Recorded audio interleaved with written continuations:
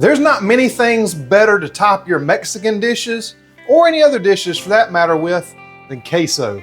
The thick, creamy, cheesy goodness goes well on anything, from nachos to tacos, and it's one of my favorite things to dip my quick and easy keto tortilla chips in. But when you buy it in the store, and even when you go to a Mexican restaurant, there's just no telling what kind of ingredients are in there. Everything from seed oils to stuff you can't pronounce. So today on Southern Keto, I'm going to show you how to make it delicious with simple ingredients that you'll be able to pronounce all of, and most of the ingredients you probably already have in the fridge. Let's talk about it right after this.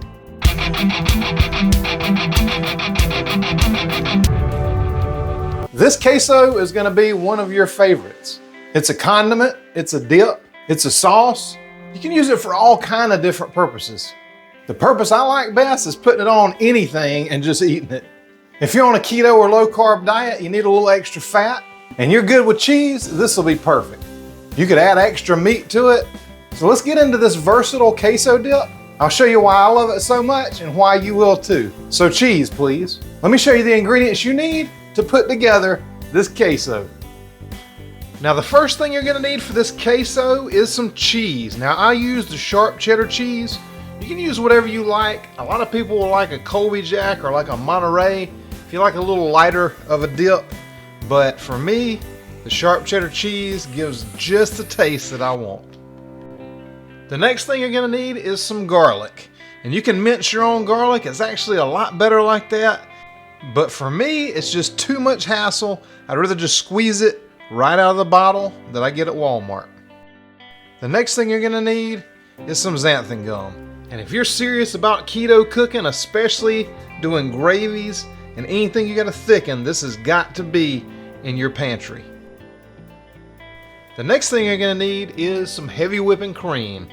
This one is one from Aldi that I absolutely love.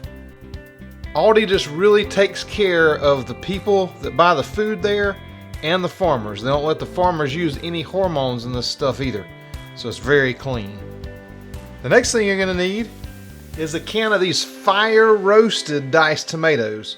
The fire roasted is important because it gives this nice smoky flavor.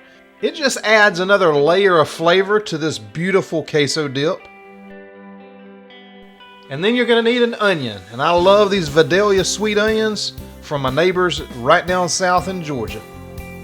And you're gonna need some diced green chilies. And again, these are fire roasted. If you can't find them, you could use regular, but you can find all these at Walmart.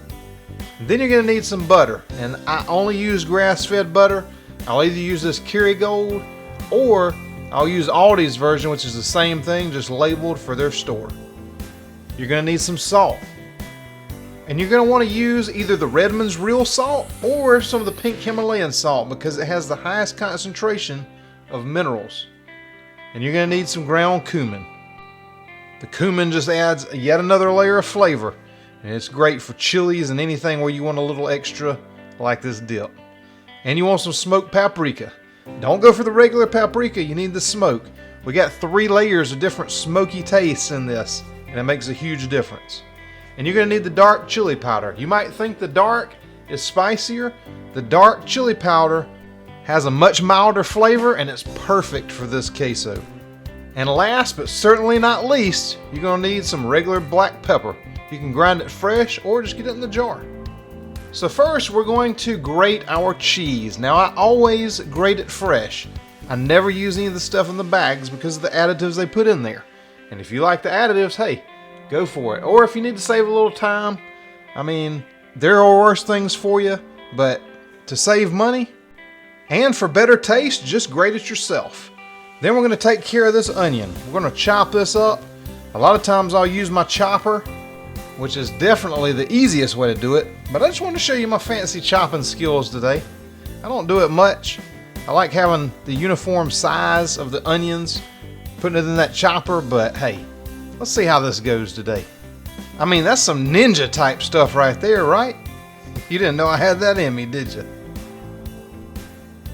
The next thing we're going to do is just melt down 2 tablespoons of butter. Just get your favorite saucepan out, put it over a medium heat, and we're going to start melting this down so we can cook our onion right inside it. And if you want to get fancy and make a little artwork like that, hey, you can. You do you. That's what I like to do. Now when that butter is almost melted down, just go right in there with those diced onions. Whether you use the chopper or whether you use the knife. Either way, you got some chopped up onions in there, throw them in, get those started cooking down proper. And then once these onions are cooked down like this, where they're getting nice and translucent, just go in with some of that garlic. And we're going to start to fry that up too. You just don't want to put that in too early. It'll get bitter if you overcook it. Now, we'll go in with our fire roasted tomatoes and let those start to cook down too. Can you smell that already from where you're at? I hope you can. We'll go in with our green chilies now. And really, if you can find those fire roasted ones, those are the ones you want to use. Oh man, it gives it a good flavor. And then just let all those flavors kind of come together and get real happy in there. Let it cook down a little bit. Just let it rest, but you want to stir it up every once in a while. You don't want nothing sticking or burning or anything like that. Then go in hard with that xanthan gum. I'm telling you, the xanthan gum makes a big difference in a lot of dishes. If you don't use it, you need it.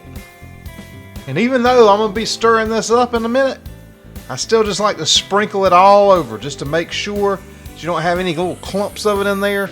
Make sure it's all evenly distributed so that we get this queso just right. Hey, if you're liking this queso video and you don't want to miss any of my other videos, make sure you click the subscribe button down there that just lit up for you. Click the bell next to it, and then anytime I do a new video, you'll know about it. If you got it stirred up and there's no lumps in it, we'll go ahead and get our spice blend out. We're going to dump that in right now and just give it a good mix to get it all incorporated. And now we're going to go in with the heavy cream, because you can't have a creamy queso without some cream.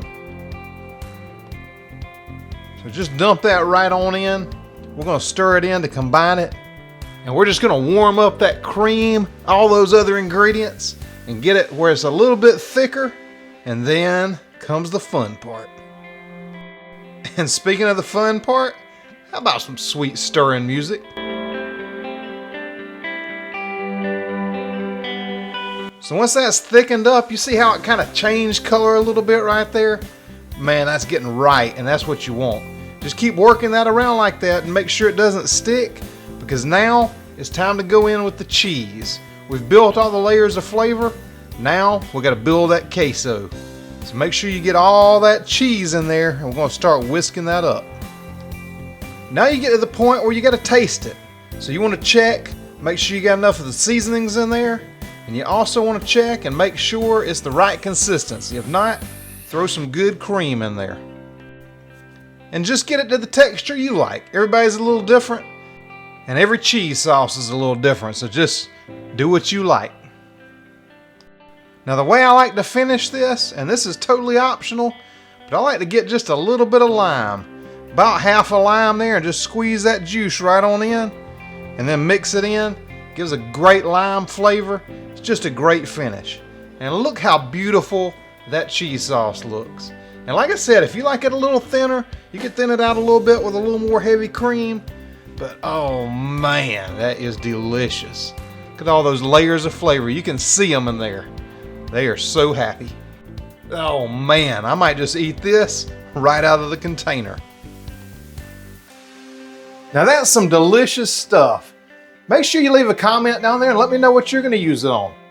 And I'm going to put a couple videos over here that YouTube thinks you should watch next. Thank you so much for watching, and I'll see you in the next video.